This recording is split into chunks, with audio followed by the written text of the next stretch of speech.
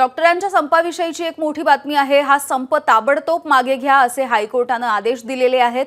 आम्ही तुमची बाजू ऐकून घेऊ, पण हा संप तातडीने मागे घेणे आवश्यक असल्याचं हायकोर्टाने म्हटलंय। संप मागे घेतला जात असेल तर आम्ही तुमची बाजू लवकरात लवकर ऐकू असंही हायकोर्टाने म्हटलेलं आहे। वेदांत नेब आमचे प्रतिनिधी आपल्याला माहिती देत आहेत। वेदांत, हायकोर्टाने खडसावलेलं होतं आणि यानंतर संप ताबडतोब मागे घ्या असे आदेश दिले आहेत।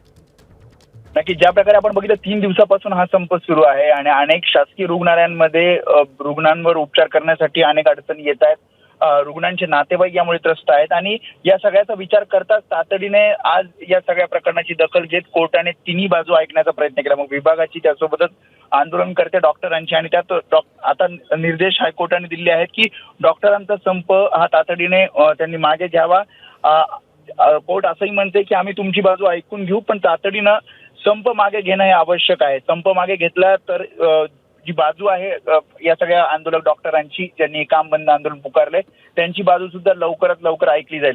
खरं तर याच महिन्यामध्ये या सगळ्या प्रकरणाची सुनावणी आहे, त्यामुळे कदाचित ही लवकर सुनावणी होऊ शकते। मी जसं आधी पण सांगितलं की BHMS डॉक्टरांना ज्या प्रकारे महाराष्ट्र मेडिकल काउन्सिल कडनं प्रमाणपत्र देण्यात येतात, त्यांच्याकडनं नोंदणी केली जाते, या सगळ्याला हा विरोध आहे आणि म्हणूनच हे आंदोलन केलं जातं। त्यामुळे नक्कीच आता पुढची दिशा IMA त्यासोबत स्मार्ट डॉक्टरांची काय असेल हे थोड्याच वेळात कळेल।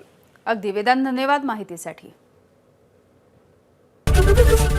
ABP माझा, उघडा डोळे बघा नीट।